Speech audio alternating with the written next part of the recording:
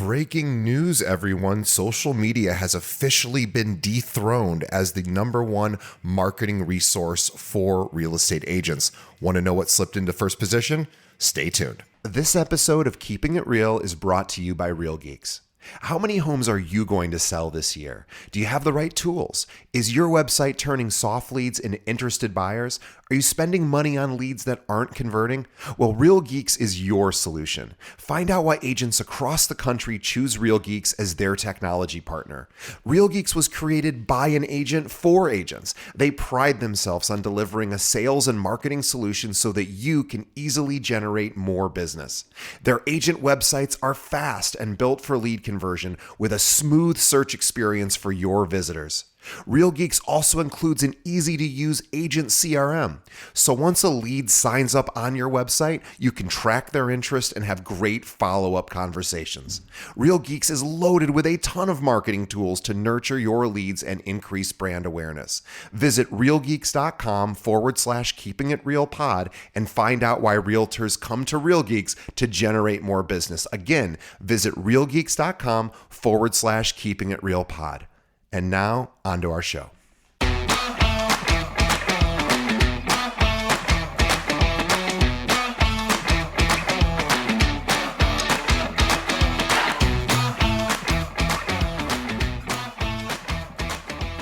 Welcome to Keeping It Real, the largest podcast made by real estate agents and for real estate agents. My name is DJ Paris. I am your guide and host through the show. Today is our monthly series called Unpopular Real Estate Opinions with Chris Linsell.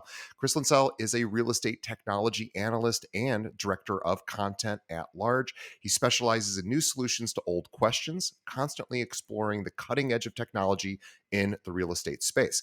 Chris also has many years of experience as a licensed realtor in the state of Michigan and has worked as a marketer, a digital strategist, and as a trainer for major national brands such as Berkshire Hathaway Home Services of Michigan and Coldwell Banker Schmidt Realtors. Chris is currently the director of content with Luxury Presence. He's also an accomplished musician, actor, and speaker.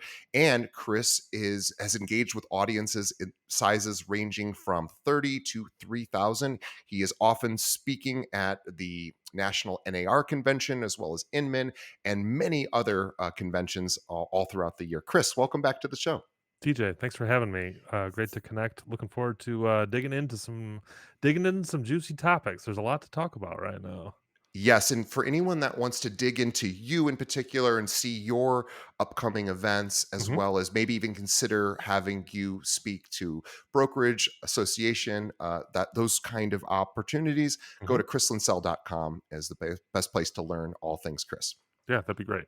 And if you are wanting to do a little test drive of little old Crystal and Cell, come over to the National Association of Realtors Conference in Boston. I'll be speaking there. Come check out a session, see how it feels, try it on for size, and then follow up afterwards. I'd love to chat. But let's talk about that another time. Let's get in. DJ, I've been looking forward to talking with you a whole bunch since our last conversation because my team at Luxury Presence recently released our 2024 State of Real Estate Marketing report. This is a comprehensive report that is the result of surveying thousands of real estate professionals from across the country, tirelessly analyzing all of the results that we got back and compiling it together, paired with a whole bunch of our direct insight, industry knowledge, and know-how. And we came up with some pretty surprising results. I was hoping maybe Yeah, we could talk about that today. there are some big swings here and Mhm. or big revelations, and Yeah. I'm very excited to bring these. And again, what I love so much about this is and NAR does similar studies every year, and I love learning about what are consumers actually into. And in this case, it'll be sort of what are agents doing right now. And yeah, let's jump in. What did Yeah. you guys find? Well, the first thing that I want to call out as an interesting finding that I think a lot of agents are going to be surprised by is this year, for the first time ever, real estate business websites were ranked as the most important marketing vehicle a real estate professional can have. And this is surprising because guess what has led the way for as many years as I can look back on, it's been social media. If Yeah. you aren't using social media to effectively communicate your message, get yourself out to your community, build your brand via the messages that you send, you're missing out. But this year, the business website has crossed the marker as the most important marketing element, marketing tool that a professional can have in their toolkit. So just to be clear, what we're saying now is in the past, perhaps agents would think of their website as a digital business card. It's Mhm, there. If someone Googles me, they'll see me. But I'm really gonna show off who I am on social media. I'm going to do videos. I'm going to do a lot of posting. Why do we think that is becoming less important now than the website that mhm. largely websites don't change. They don't typically, if people are updating them consistently with new content, yes, but I think most agents don't do that. So Mhm. this is a real big shift for agents to hear. Yeah, well, I think it's actually twofold. First, what you said earlier was about how business websites haven't really changed or don't really change has been the case for a long time, but in the last year and a half, 2 years or so, this has actually started to shift. I don't wanna speak for anyone other than, my team at Luxury Presence, but I can tell you the capabilities of the business website have really been changing over the last 18 to 24 months.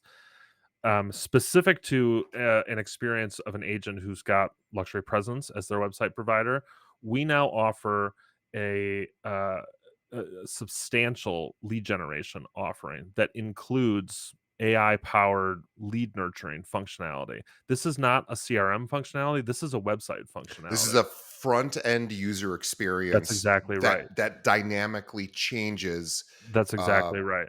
The as business to the consumer's need. That's exactly right. The business website is no longer um, this static collection of pages where Google can find your contact info if somebody Googles you. It's actually a user experience that more and more agents are leaning into. Another case in point, it used to be that the search experience on individual real estate agents' websites just wasn't as good as the search experiences that consumers could get on places like Zillow. Mhm. And a part of the reason why that has always been so hard to compete with is that users are trained to search on Zillow. That's where Yeah, their first instinct is to search. They are used to that interface, and the traditional IDX update cadence has always been almost without fail fastest on Zillow. So sure. if a property hits the market, it's usually Zillow that is the first third party website to pick it up. That again is changing. The search experience, for instance, on Luxury Presence has gotten significantly better. We have reduced our IDX feedback cadence um, dramatically over the last year, such that we are down to IDX updates under an hour in most cases, and in even less in some markets. All this to say, this isn't a commercial for Luxury Presence. I'm obviously an advocate for our products, but we do provide top level real estate business website experience. And so, to this end, it's not a huge surprise to me that agents are starting to treat their website as a dynamic kind of Yeah. living and breathing place. But that's only the first reason. I said there's two reasons. The second one is in the wake of the NAR lawsuit settlement coming down, it has become more and more apparent that if agents and brokers want to be successful in the next era of real estate, they need to have a durable, long lasting, brand differentiated business. And it is a difficult thing to establish this differentiation if you're only using social media, because social media has a somewhat of an ephemeral experience to it, especially now that social media trends towards the TikTok style experience of content and media consumption, where posts, videos, the things that you say, the pictures that you take, these things don't last long out in the social media universe. Agents and professionals who are looking to develop a long-lasting, durable brand, they need a place where the media that they create is sticky, where it's going to Yeah. remain in a place that they can curate as a specific user experience, and then they can use like prongs like this, the spokes of social media to reach out from the hub that is the business website and try to reach markets. But we're seeing more and more social media is still important. It's still ranked as the number two most important item in a real estate agent's media toolkit. But it is clear now social media is becoming more of a means of funneling traffic, eyeballs, and attention to Back the to the website website. Yeah. rather than that the end goal being to engage only on social media with our clients. It's so funny because a few years ago, I always said nobody wants to visit your website, and I thought that the trend was going.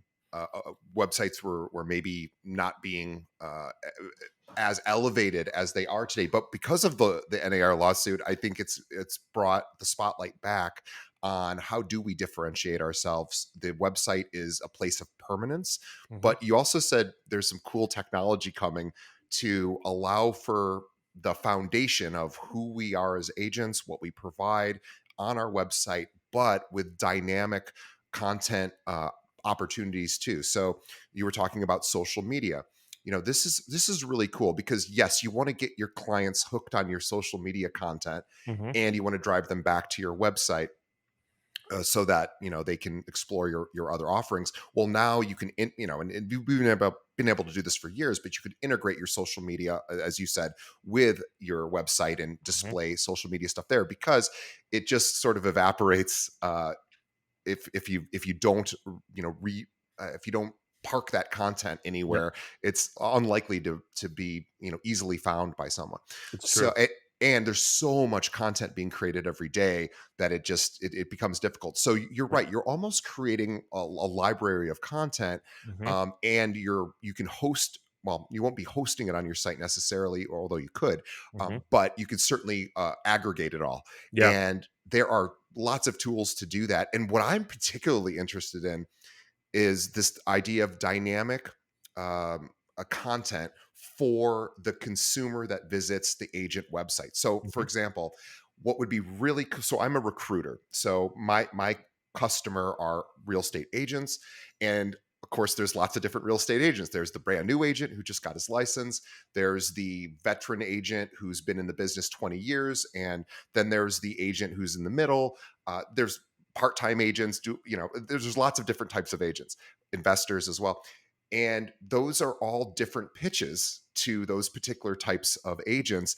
And the frustrating part with way websites are designed today mhm, is that I have to sort of figure out how do I funnel people based on their needs, and it's not easy. And I'm very excited to in the future begin to see how can we begin to integrate this sort of dynamic approach when it's more of an experience. So they go to mhm, the website learns a little bit about the person, and then is able to give them that content, mhm. uh, you know, w- automatically or via AI. I'm very Yeah, excited about that. yeah. It's interesting.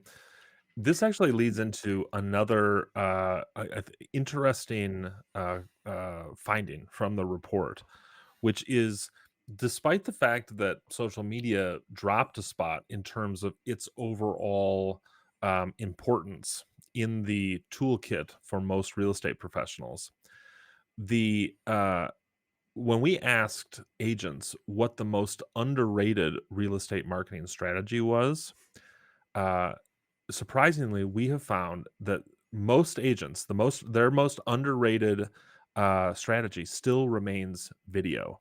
Yeah. Meaning, Agents know how important this is, but based on how they're prioritizing it, they're not giving it enough oxygen. And most agents who have seen video marketing in action will say, "Oh yeah, I really need to be doing more of this."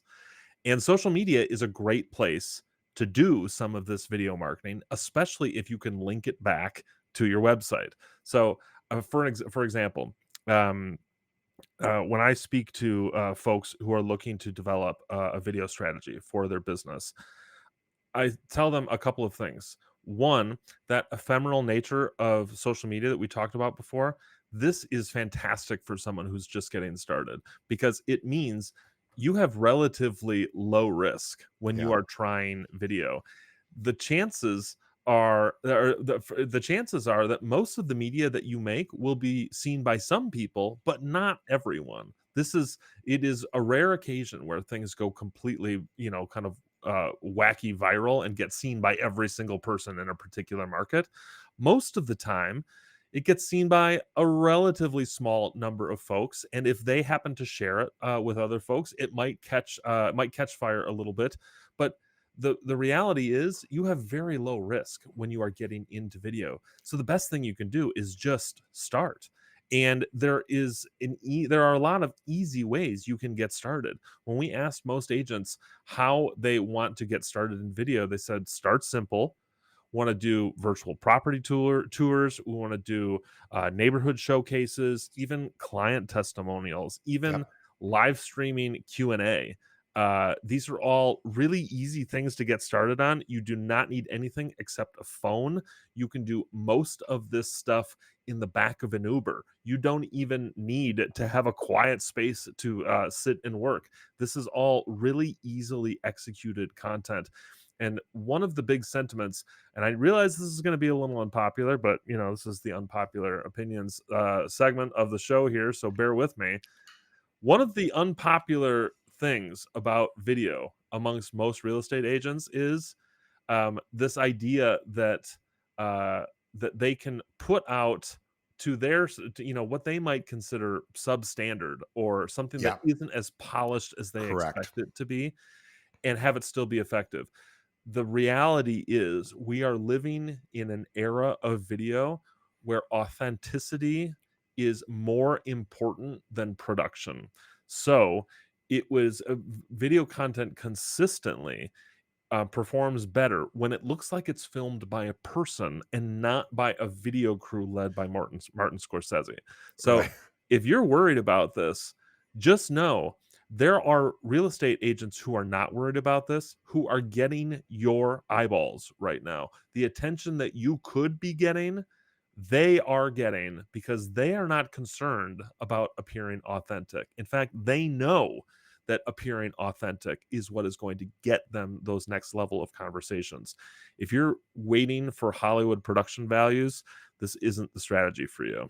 And most agents follow other agents on social media, and they're seeing some of these high production value videos, short form videos, and thinking, well, I don't have that, I can't do that, I don't have the capability or the knowledge or the money to do that. And what you're saying is that's fine, but what the consumer really wants is the content itself. So if you can answer questions that your consumers are looking for, the production value takes a very big backseat Mhm. to the actual answer to those questions. Yeah. And so, we get kind of primed in our brain because we go on TikTok or Instagram, we scroll and everything looks perfect.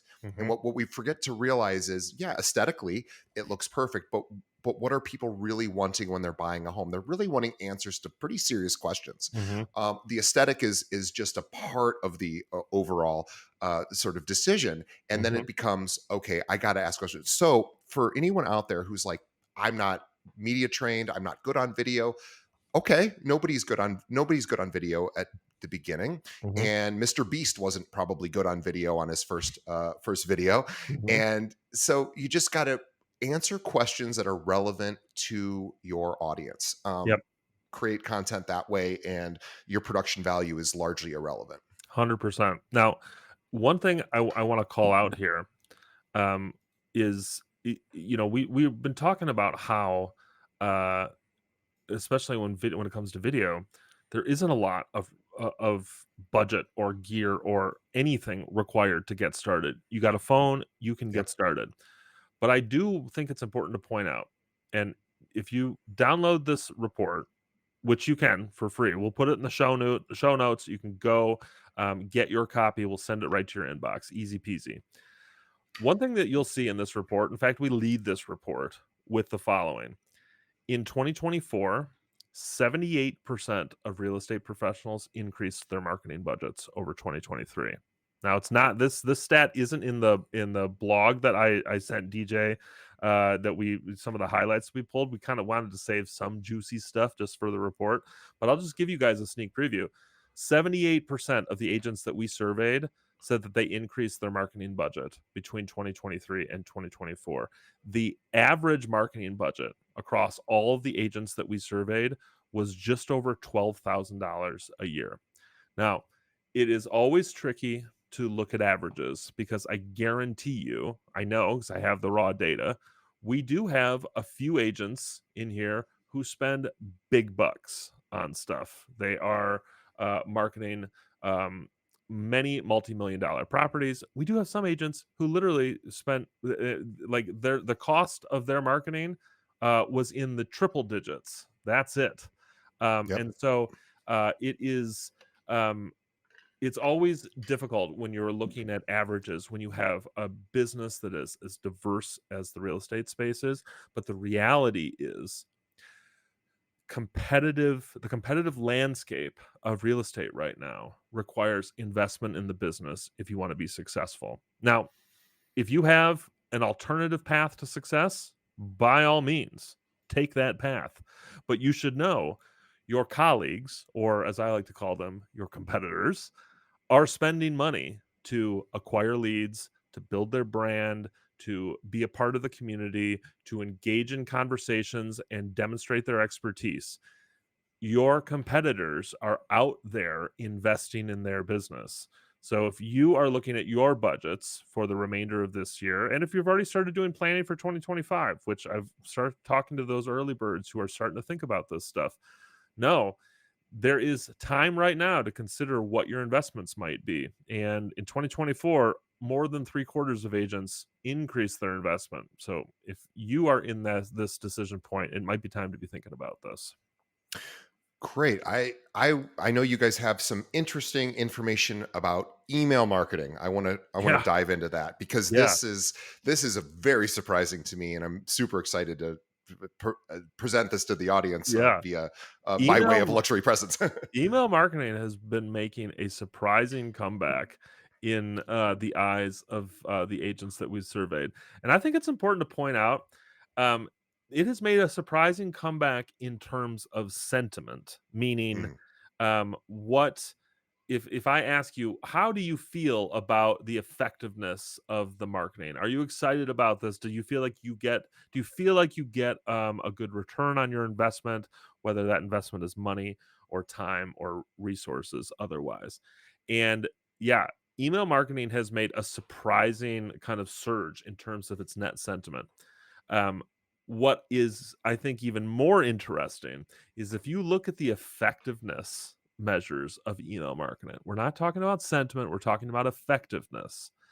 Effectiveness has not changed. It remains an incredibly effective way of reaching clients and prospects, of converting prospects to clients and clients to transactions.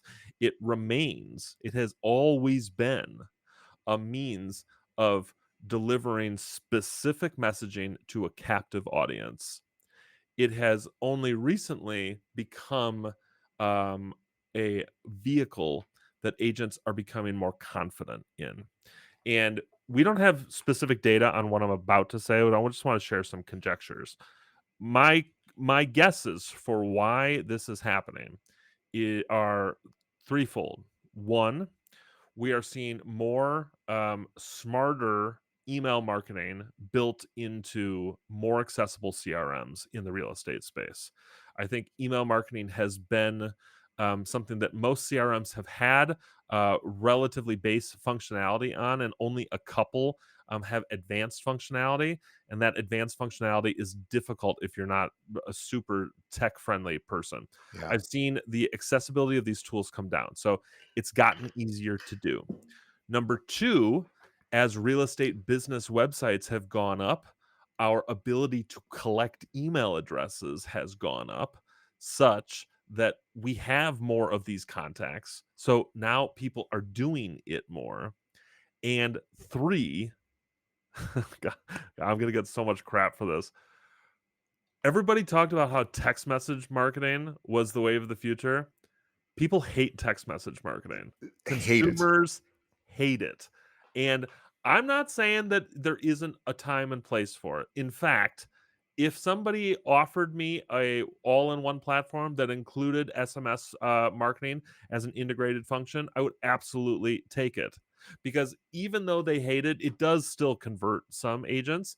The acceptability level of email marketing amongst consumers is so much higher Yeah. than text message marketing. And so I think agents, especially, and I'm not going to get into the whys on this, but especially in a political season when they're getting a ton of unsolicited text messages, um, Oh, that's agents a great point. agents are leaning into the means of marketing that they respond to. That's just a natural kind of human move, is that you naturally will lean where you feel like you are getting the information and the service that you want. And I think the text message marketing may have had its day in the sun here, and we're going back into email as the reliable standard. Well, and also too, most businesses, the workers in most businesses in America, when they're reporting things to their company, are doing it via email, right? we Mhm. we are still utilizing email as the primary hub of Yep. communication in many cases. So it is still I'm glad to see that email has returned, Mhm. because I agree there's something inherently maybe too personal about receiving a text message. I don't know why it feels different, but it does feel different to get Mhm. a text message from someone who you don't know. Yep.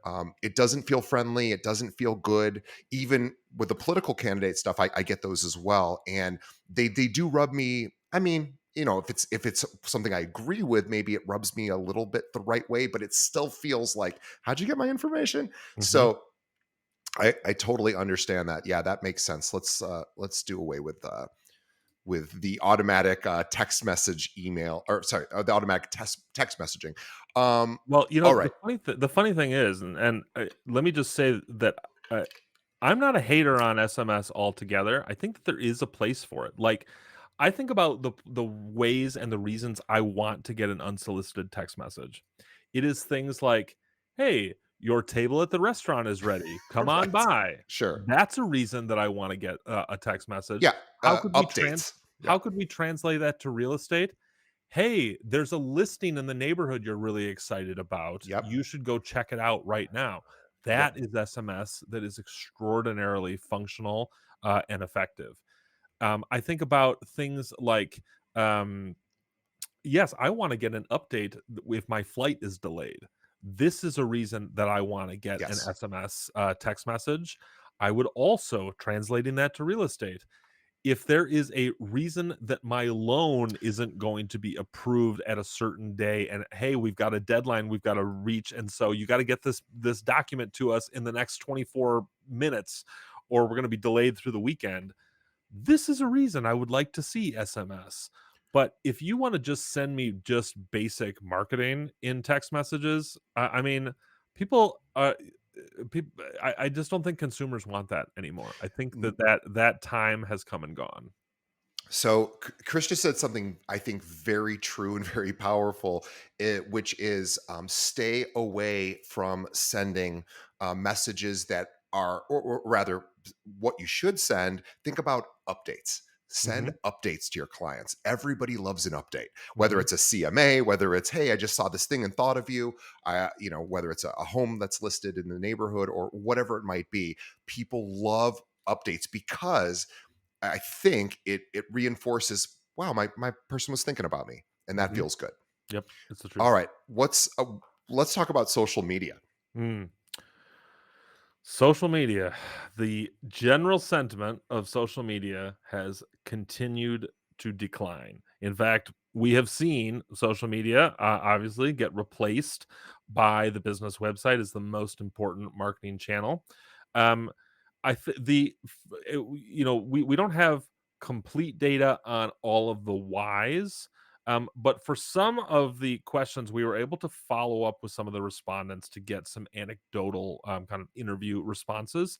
And most agents who had a slip in sentiment for social media have said that the reasons behind it are usually the cadence is too much. I can't complete this much content. The content that is expected of me is too much. I have other things to do. I'm actually running a business. I'm not just a social media influencer. So that's a big reason. Another reason is there is this feeling of if you are especially early in your career, and even if you're not early in your career, even if you are an established seasoned professional, there is this feeling amongst professionals who are using social media as a communication and marketing tool that you're occasionally shouting down an empty hallway, Yeah. that you are continually putting messages out into the universe and getting very little feedback on them. And the reason behind that is that the feedback mechanisms that are in place from social media networks require an active, an active approach from users. So if you want to like, you have to click that button. You have to actually touch it. If you want to comment, you've actually got to write something there. We don't value as professionals, I think probably inappropriately so, we undervalue, or in some cases don't at all, value impressions data. We don't value how often content gets seen because it's very difficult to recognize the impact that impressions could have. But for people who are doing especially a lot of prospecting, impressions are incredibly important because Mhm. it's going to take people who don't know you, it's going to take 6, 7, 10, 15 times seeing your face, hearing your message before they are prompted to actually click and reach out. And so, um, what all that boils down to from a lot of real estate professionals is that you ultimately have this channel that you are throwing time and content and energy into. You feel a bit of a slave to the schedule, and your output is occasionally in question. And so we don't have, naturally so, there's a lot of agents who feel like maybe this isn't the channel for me. Maybe this isn't what I want to be doing long term. But I do want to say this isn't all bad news because this has become a relatively this isn't just an isolated opinion. This is a lot of folks who are feeling this way. What we're ultimately seeing is a shift in the real estate content space on social media away from quantity and back towards authenticity and Mhm. quality. And I Yeah. want to make it totally clear, quality is not synonymous with super high production value. It's just content that is real, content that is true to who you are and what your business is, content that is authentic to the messages that you're trying to send. So we are starting to see a little less adherence to these super rigid 30-day content strategies. Post something every single day, twice a day on Sundays, and starting to move back towards emphasizing what are the messages that I want to send and how can I send those messages consistently. And only time will tell how that's actually going to play out. Yeah, I think we're going to start to see a lot more sharing of experience Hmm. versus static post, Yep. sold home. for X over list, yay me. Those are great posts, but Mhm. I think we're kind of burned out on posts like that. Yep. What what what I gravitate to is, if I'm going to spend my time on social media, I want it to teach me something or Mhm. entertain me, and seeing somebody's, uh, billboard essentially about how well they're doing, Mhm. it doesn't really scratch that itch for me. I understand why it's there. It's not a bad thing to put that in. I'm not suggesting not to do it, but I'm suggesting that that's not the kind of content I want to engage with. I want Yep. to engage with a, like, hey homeowner, here's an idea that you might not have thought about on Mhm. reducing your expense for X. Mhm. That's now you got my ears. So if I was an practicing agent, I would start to think about, what are my clients asking me, what questions are they asking, where can I provide value, where do I know things that Mm. maybe other homeowners don't, Mhm. and let's put content out about that. And I really believe that's ultimately the path. I think you're right. I absolutely think you're right. I am super excited to see where this leads because ultimately I feel like um there is an inextricable link between things like your business website and your social media. There it is unless you're going the paid route, which by the way, I think a lot of agents should be considering right now. Um uh at least from considering paid lead generation as an option from places like Meta or from Google.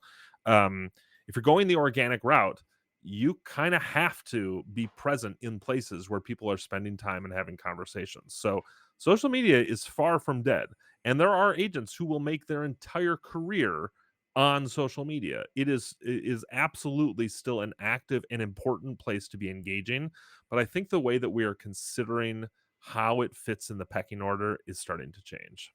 So I guess the message for today would be, let's beef up the website to make sure that it's got really our brand, our value, what we provide. Now, as commissions are decoupled, it's more important than ever to be able to, demonstrate value, and Mhm, really, that's your job as an agent, is also to be a knowledge center. mhm, So come to my website. Here's what I do. Here's some of my social media content as well. I think and go back to email marketing as well. That's another mhm. great suggestion, Chris. This was chock full of amazing, just insights. I would love to learn about, where are you speaking anywhere for the between now and the end of the year? Yes, I absolutely am. Where can you find me? Well, in see here, in a few weeks, I'll be at the Raycon event in Edmonton, Alberta, as a featured speaker. In November, I will be on one of the big stages at the NAR conference in Boston. In December, I will be at Triple Play in Atlantic City. So New York, New Jersey, Pennsylvania realtors, please come see me. In October, I don't think I'm going to be anywhere in October. I can't recall any place off the top of my head. But for those of you in Central or Western Canada, please come to Alberta. Come see me in Edmonton. Everyone else, I'd love to see you at the National Association of Realtors conference or New York, New Jersey, Pennsylvania. Come see me at Triple Play. Got a number of exciting things lining up for 2025, but that's where I'll be speaking for 2024. And of course, if you're interested in the things that I'm talking about and the projects I'm working on, would love to have you come over to luxurypresence.com. We have a very large suite of blog content. We publish podcasts and webinars every month. And this isn't just for luxury presence customers. We want to engage with anyone who is interested in bettering their business. And if we can be a tool in your toolkit at Luxury Presence to take these strategies and multiply their value, we'd love to be a part of your success. Amazing. Chris, thank you once again. ChrisLinsell.com is a place where you can learn about all things Chris and his speaking engagements. Also, consider Chris for your next engagement, Mhm. maybe an association, a conference, that sort of thing. He has lots to say, and it's usually what I always liked about Chris is he seems about 6 months ahead of everybody else. So he's got this. It's almost like he's the Oracle at Delphi. He's going to give you the answers a little bit faster and better. So really, he's an amazing resource. We're so lucky to have him on the show. Thank you, Chris, once again on behalf of the audience. On behalf of Chris and myself, we thank the audience too. And we just ask everyone, please tell a friend, think of another agent that's struggling right now in a particular part of their business, send them a link to this episode. We would appreciate that. All right, Chris, we will see you on the next episode. Thanks, DJ. Talk to you soon. Thanks.